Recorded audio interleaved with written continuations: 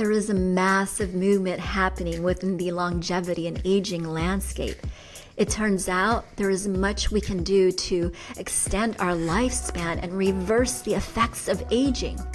What we've been taught and led to believe about aging and human disease are now outdated and no longer accurate. That means it's time to change the current mainstream paradigm and have different kinds of conversations when it comes to our well-being. And it's time to recognize that we have the power within ourselves to dictate and drive our own health span and aging journey. Hi, I'm Suzaida Hippolito, host of Timeless Vitality, where we are redefining aging so we become truly timeless. In this episode, we are going to talk about breath work. Now, why breath work? Well, there are many reasons. One being that research actually shows that breath work helps regulate your nervous system. It helps calm your nervous system and reduce stress and the effects of stress. And we know stress is a leading cause of disease and aging. One thing I've experienced with breath work is the release of anger from my body that I didn't even know was there. Our expert today is world-renowned in his BreathFlow technique. He travels all around the world sharing his life-transforming breathwork techniques with entrepreneurs, professional athletes, royalty, billionaires, celebrities, students, and anyone seeking a deeper meaning in life. He is a trainer, coach, best-selling author, and speaker. And before he did this work, he studied as a monk for about 10 years at a yogic monastery in Southern California, because of his own search for a deeper purpose in life. And this led him to the work that he does today. He is the founder of BreathFlow Wellness International, and he works alongside thought leaders like Greg Braden doing this work. And I'm super grateful that he gets to be with us here today so we can all get aligned and understand and hopefully integrate breath flow and breath work into our lives. Welcome, Christian. Thanks for being here with us today. Well, thank you. And thank you for that fabulous introduction. You're so welcome. Now, you travel all over the world. You travel the Middle East, Europe, Canada, Mexico, and the USA doing this work, and which is really fascinating. I know you're busy facilitating and training and offering this message with BreathFlow. Tell us, first of all, what was it specifically that was the catalyst for you to decide this was going to be your life's work and your mission out in the world? Well, I believe it was an evolving process, basically. However, there was a singular event which really pushed me forward with breathwork. And that was when I was a monk in the spiritual order, like you mentioned in the introduction. I had been in for about 10 years, and then I started having these inner promptings that it was time to leave. And if you know anything, just to say that was a little disconcerting, because it's kind of like when you enter the monastic order, the best bridge I can give to people who haven't been monks before is it's like getting married. You don't plan to get married for just 5 years or 10 years, though many marriages tend to end around those times. You're planning on doing it for life. And I had planned to be in for life. I was a good monk. The things were going well. And yet there was this prompting to leave. And it left me feeling very agitated, very confused, very anxious, and wanting to do the right thing, not knowing what the right thing was. And it was such a tumultuous, chaotic time that my meditations weren't even effective. Every time I sat down to meditate, my mind was just like scrambled eggs, basically. So a friend of mine, one of the monks in that order at the time, introduced me to breath work. And long story short, it really helped me to, first of all, find out that all this energy moving inside me was emotions, which was something sort of new to me, Mm. having been raised in a military family and having suppressed my emotions for so many years. It then gave me an outlet to start expressing this emotional energy. And what it really did, once all that energy was sort of expressed and on the table, I was clear inside myself to start hearing Mm. my inner voice, which was the voice saying, it's time to leave. Leaving is the decision that's right for you. And Mm. so I took a deep breath, both literally and proverbially, and made that choice. And I can honestly say now it's almost been, what was that, 2006, almost 20 years since that time. Mm. And Wow. I can honestly say that I've never felt like looking back saying I made the wrong decision or man, I should have Mm. stayed in the ashram or what have you, because the breathwork really helped me get in touch with what was true for me. And when I acted on that, Wow. all the doors opened up, and now here I am, 18 years later, having taught this work all over the world, as you say. And as they say, the healer often teaches what healed them in the first place. So that's Hmm. definitely true for me. Well, you're certainly fulfilling on that life mission or that purpose in a big, big way. And I love that one of the things you said is that growing up as a military child, part of your experience was suppressing emotions. And I feel like we all do that. And when you kind of confronted that part of yourself towards the end, the latter part of your time in the monastery, you realized there were some emotions that um, needed to come out, and move that energy around. Can you kind of take us into what is it about our emotions that happens when we suppress them? Well, what happens with our emotions when we suppress them? They stay inside. They're like agitators of energy. Emotions are emotion, energy in motion. Right? E stands for energy in motion. And so they are in motion inside of us. They get creative inside of us, and their motion is to come out, to be expressed. Mm, However, if we mm, choose not to express them, and it is a choice whether we recognize that or not, we hold on to that energy, and that energy mhm. stays in motion. It's like, chaotic little ping pong balls bouncing all over the place in our insides. And so this Wow. creates agitation, this creates chaos. And what we inherently do is we try to clamp down on that energy. We don't want it bouncing around, so we Mm, hold it down.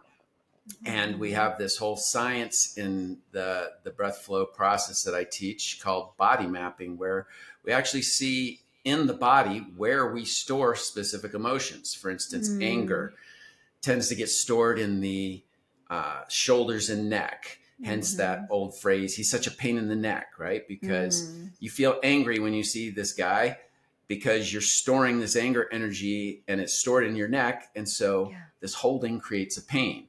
So that's Mm, all to say. Anywhere we're holding this energy, if we keep holding it and we keep holding it, and sometimes we'll hold it for decades, that turns mm, into chronic pain. And that pain uh, affects our bodies, it affects our mental capacities, and it overall affects our well-being. mhm. Wow, and that anger, so many of us walk around with holding on to anger, and that anger often shows up in the form of resentment or even hate, right? Or isolation. Like there's so many ways that anger shows up in our lives. And what are some other Can you describe some other emotions that you experience with your work that are so common for people to hang on to for like years and years? Well, anxiety certainly is the big Mm. one, and anxiety leading to stress, uh, sadness, grief. Grief is a huge one Mm. in our society. We've been taught that we, just get on with it. Stop feeling so bad. And yet, if we don't allow ourselves the natural process of grieving, it can really Mm. wreak havoc in our lives later.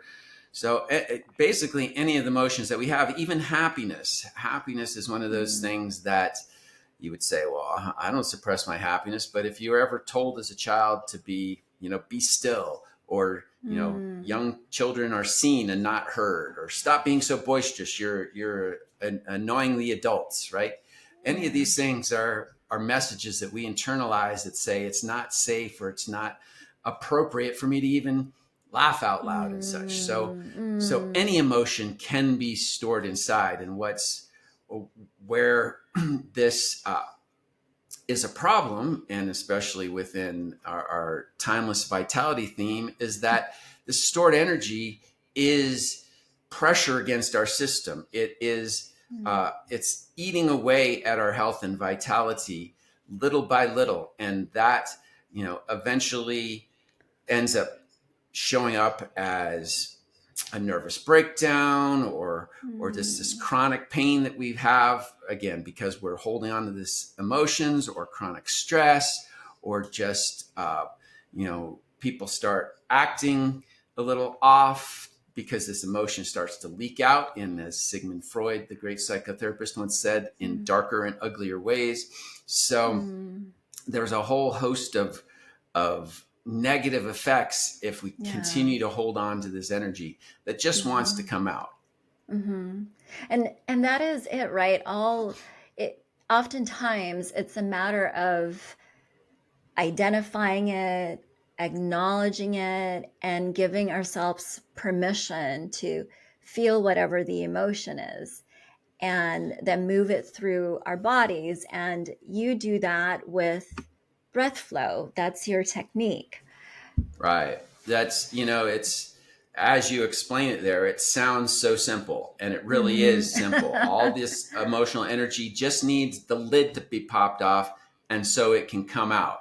Mm-hmm. However, we have become experts at keeping that lid on, like I said, for Mm-hmm. years and sometimes even decades. So it's helpful to have processes that help us to pop that lid off. And breath work, Mm-hmm. as far as I've seen in the many decades of my life, is one of the most effective, the simplest, and most practical technique to use to get these emotions flowing again. Most natural by far.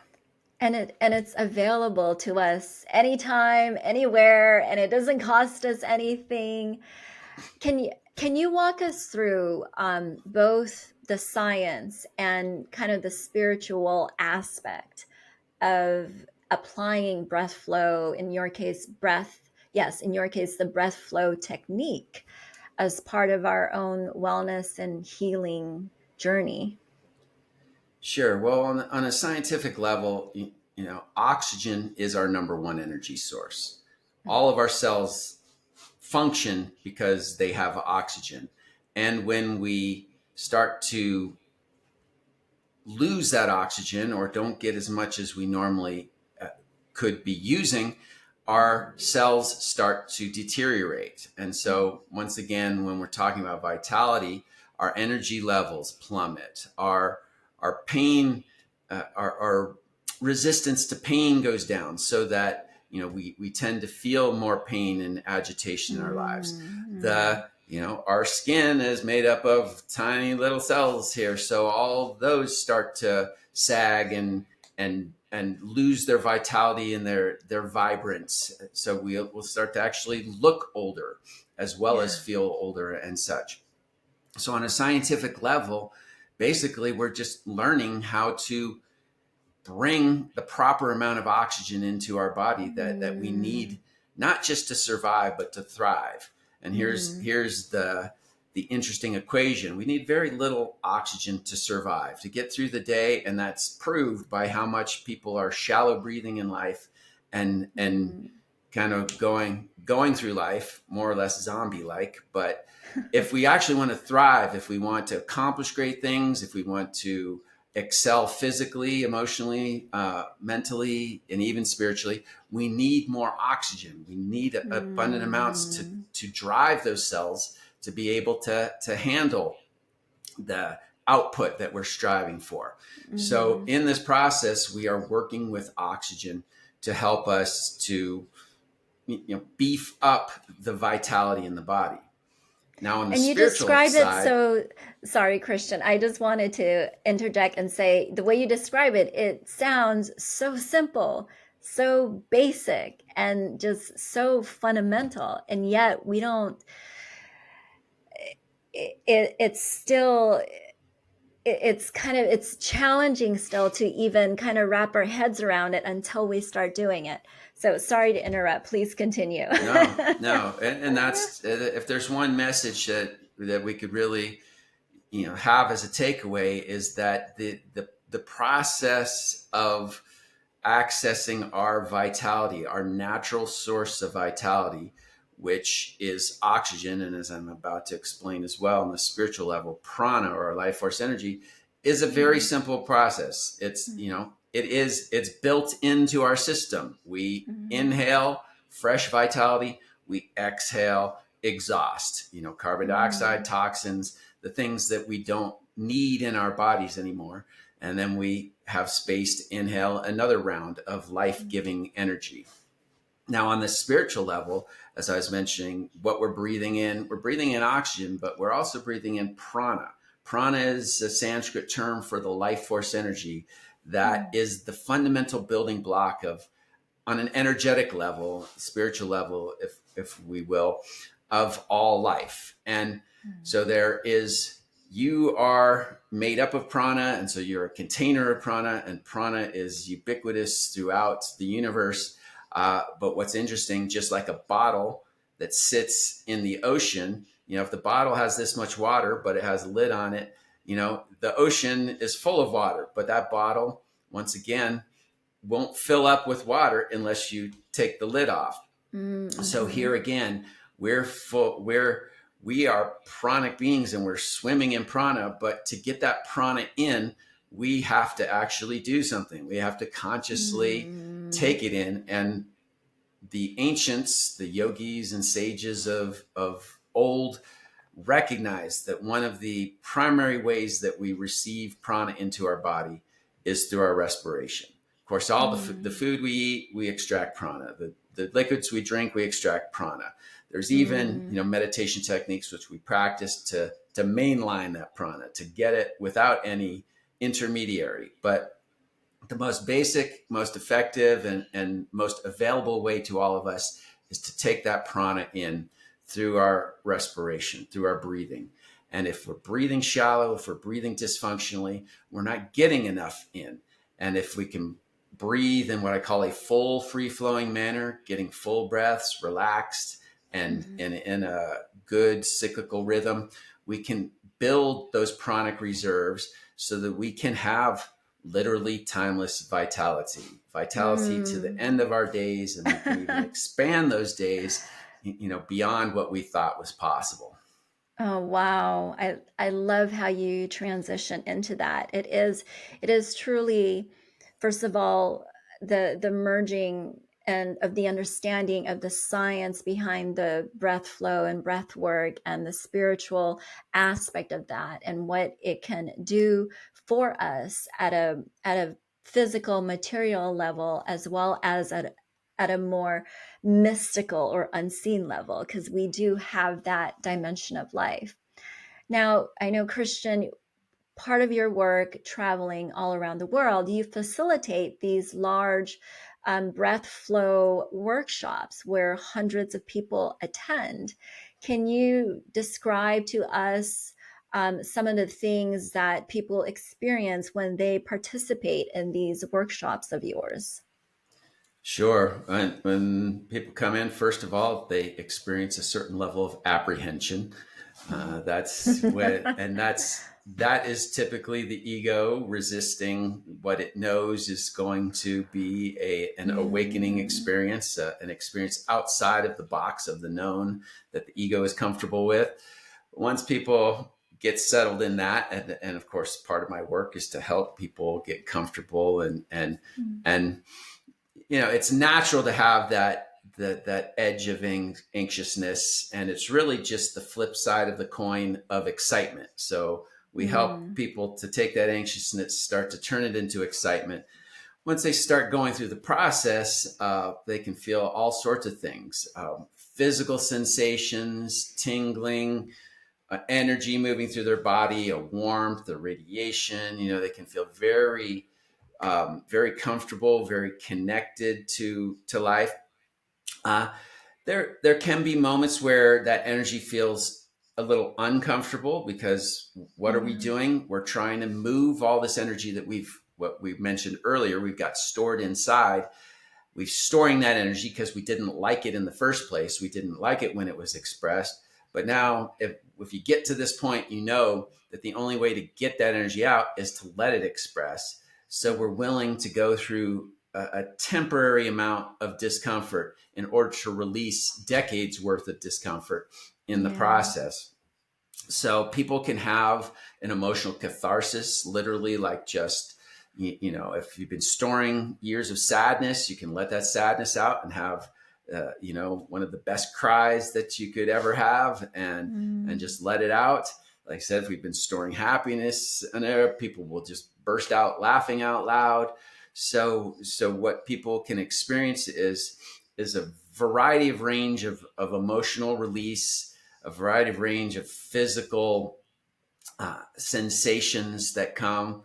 Uh, and then what I love most is that once people kind of get through that, they reach a place of deep connection to themselves, connection to others around mm, them, and ultimately mm, a sense of connectedness to their source, whether they relate to that as God or the universe or the I am presence, or however an individual takes that experience. It is being connected with the beginnings of it all, shall we say. mm.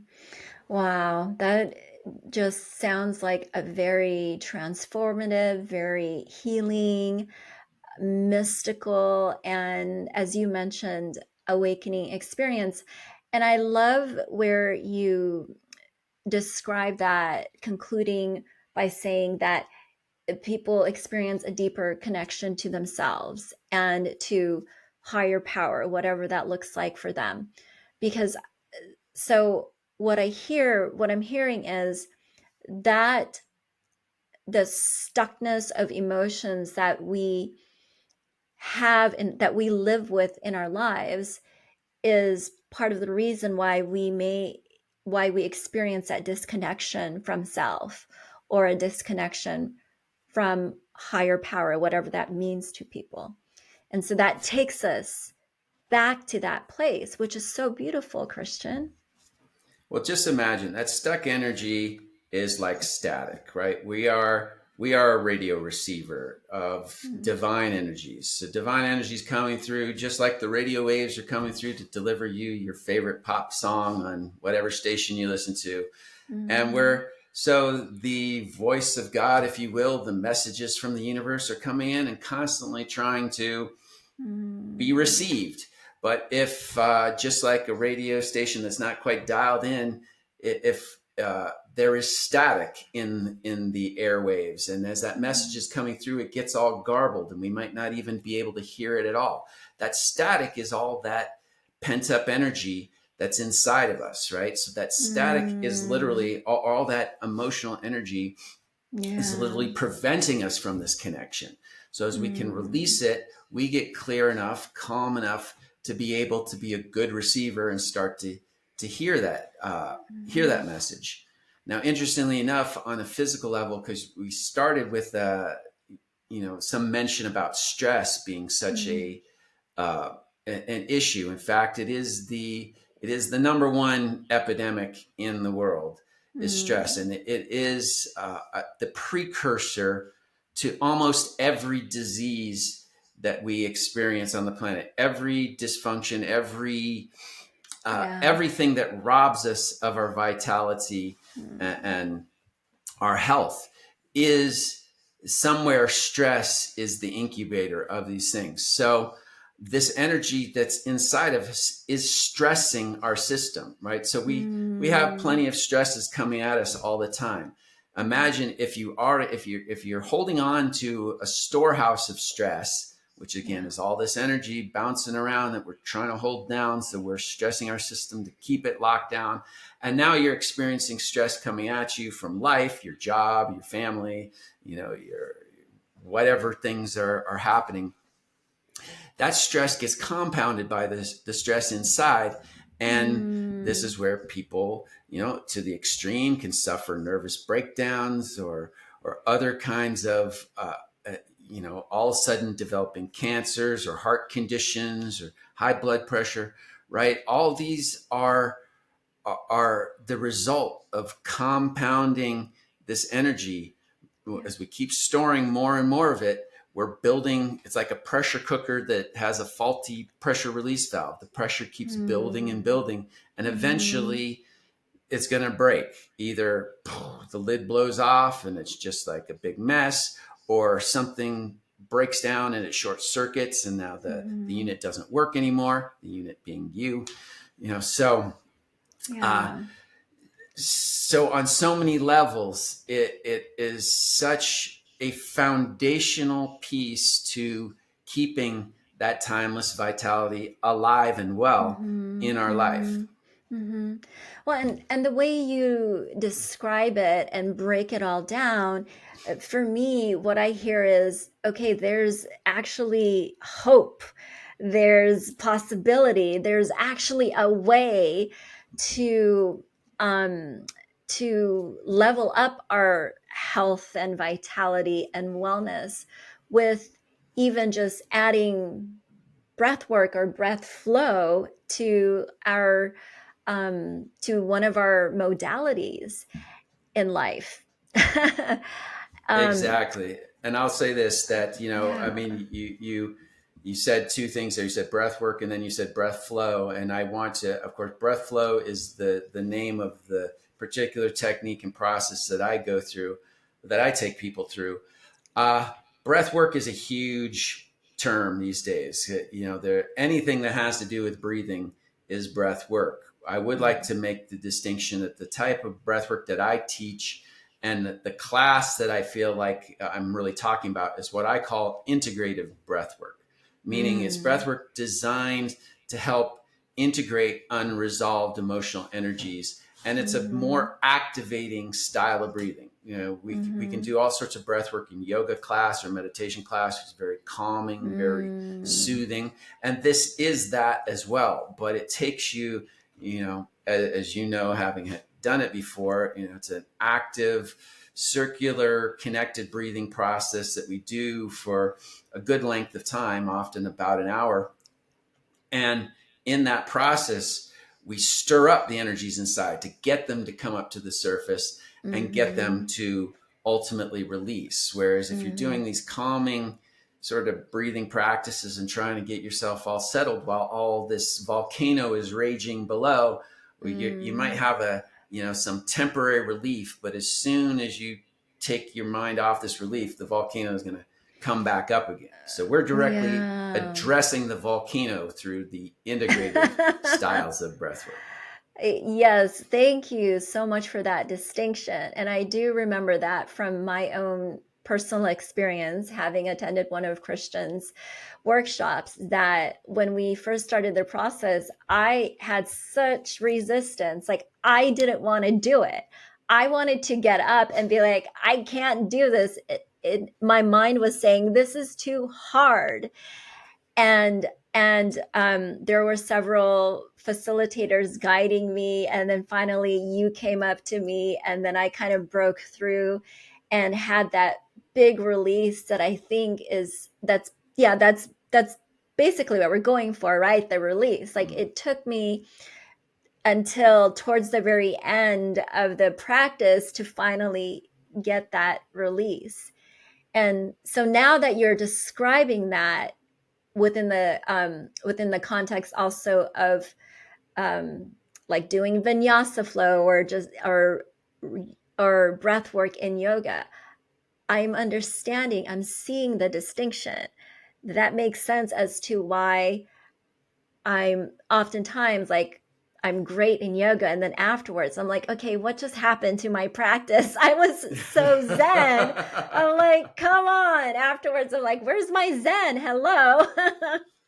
Now, just to presence the fact that too that there, practices like yoga, other kinds of practices are effective in helping us to release stuff. But my point here is that if we don't recognize, that what we're doing is getting in touch with old stored energy and bringing it up to release, if we're just kind of, band-aiding over the surface with our calming techniques, that's only going to give us temporary relief, right? So, yes. but I do believe breath, sound, and ultimately movement are three God-given modalities built into our system that help us to move energy quickly and effectively.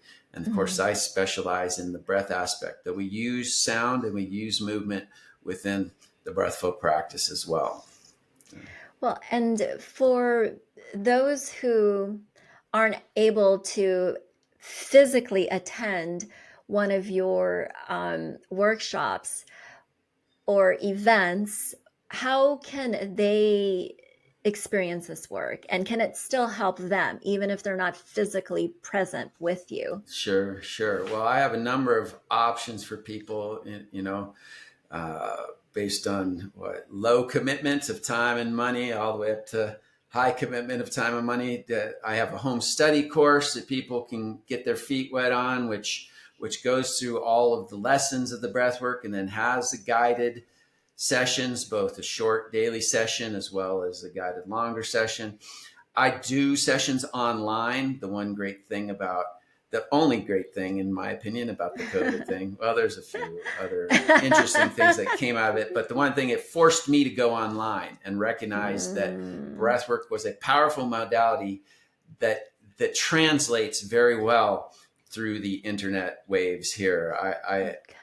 I as well as most of my breathwork compatriots were convinced that you could only do this in person, and so COVID proved us wrong there. And in fact, many people that I've facilitated actually have had better experiences doing it online than they would have had in person. So I do group sessions online. I do individual sessions online as well as in person. My website where you can find all this stuff is breathflow.com. So, just what you see here, breathflow.com, and you can find all those offerings there. And for your folks here, I know it's important to leave people with some kind of carrot to be able to pluck and try out. And so I'm offering a free gift of my guided 5-minute, what I call a 5-minute daily joy jumpstart, which is the 5-minute process of this breath flow technique, which you'll learn very quickly in the recording. And it'll just take you on the 5-minute journey. That's a great way to start if you've never done breathwork before, or even if you have, just to get in the habit of just doing this 5 minutes each day. And it's amazing. Once again, it comes from the philosophy, if you think about it, every breath we take is either reinforcing healthy habits of physical, emotional, and spiritual well-being, or it's subtly reinforcing unhealthy habits of physical, emotional, and spiritual well-being. And it's really depends on how much dysfunction is in our breathing pattern. And most of us have never been taught a proper way to breathe. And the one thing that I will say I feel separates the breathwork I teach from a lot of others out there is that I'm not only teaching you how to have breath work to have a cathartic experience and get back in alignment and all this. But I'm teaching you a pattern of breathing that you can apply to every breath you take, whether it's in breath work, whether it's in meditation, whether it's walking down the street, whether it's in front of your computer, whether it's with physical exercise. And to me, to model a healthy breath, it's like putting money in the bank. Every breath you take is putting a penny in that bank, which doesn't look like much after a month of breathing or a year of breathing. But 5 years, 10 years down the road, this again is where, people who are subtly reinforcing unhealthy habits are all of a sudden feeling, their nervous breakdown come on, or their high blood pressure finally pops, or some kind of something tips the scale there. Whereas if our breath has been reinforcing these healthy habits all this time, we are feeling vital, we are feeling strong, we are feeling clear, we are feeling youthful, we are feeling how we should be feeling to thrive in this world, not to just get by. Absolutely. And that's the power of the breath and the power of this work. And I mean, we've spent a lifetime suppressing our emotions and just stuffing it down. So to the opposite end of that, letting them go is going to be a process. It's not going to happen overnight. And so to be patient in that, when I first came across your work, Christian, I was just so eager. I'm like, okay, I'm going to fix my issues, blah, blah, blah. And it's going to happen quickly. And I think that's probably something that's held me back from being able to do this work consistently, because I have the expectation that I'm going to get the results, all the results right away. And it doesn't happen that way. So I've had to learn to develop patience, and that over time, even though I may not be feeling what I want to feel right away, that the cumulative effects of that is going to be very, very positive. Well, what's great about breath work is both is true, right? The more, like I said, every breath is accumulation. So this cumulative effect is really putting us on the path of long-term health and vitality. And this is what the holistic realm really is about. It's not like a quick fix. It's not like we take this pill and we're all good and we can go off again, which is really, again, it's masking symptoms. The symptoms are okay, but the underlying issue is not. And so this is the long-term issue. However, that being said, what's amazing about breathwork, especially the integrated breathing process, and that if you really learn to let go of your resistance, right? The one factor in how much you can get out of this process is how much you are able to let go of resistance. And the more you can let go of the resistance and just let the process do what it's meant to do, get you back into the flow, hence the breath flow. You can have an amazing transformation in just one session, right? So it is, I'd say, long-term health is a long-term project, but breathwork can also give you immediate, amazing benefits right from the start. And that's sort of its dual-sided benefit there. Got it. Yes. So we can have immediate results, and also the cumulative effects of those results. Powerful. Thank you, Christian. There's 3 questions I ask all my speakers at the end of their interviews. Are you ready? The rapid fire. All right. I wasn't prepared for this. Okay. Yes. Okay. Question number 1. What is your number 1 life hack for promoting your own longevity? I feel like we kind of might know already. We kind of know. My number 1 life hack is definitely breathing. Regular breathing in a healthy, full, free-flowing manner. Not just breathing unconsciously, but conscious breathing.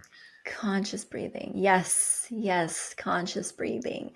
And definitely after this interview, we all are going to step into that and build the the consistency to be able to integrate this into our lives And that's what that skillfully.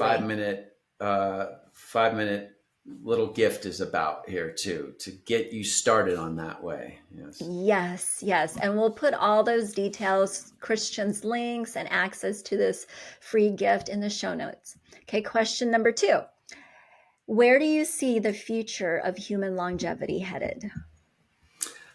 Well, I see the future that we are just going to live longer and longer and Mm, stronger and stronger. So that I, I believe we're on the right track. The thing that's keeping us back right now is that we're also leading unhealthy lives. While mm, we're making all these health advancements, we still live in very polluted environments. We're still polluting our environment with certain habits. You are what you mm, eat, you are what you breathe, you are what you drink, you are what you put into your mm. system. So, Wow. the more that we can put in healthy stuff, the more we are going to experience the results of that healthy stuff acting Hmm. on our system. So, uh, Gosh.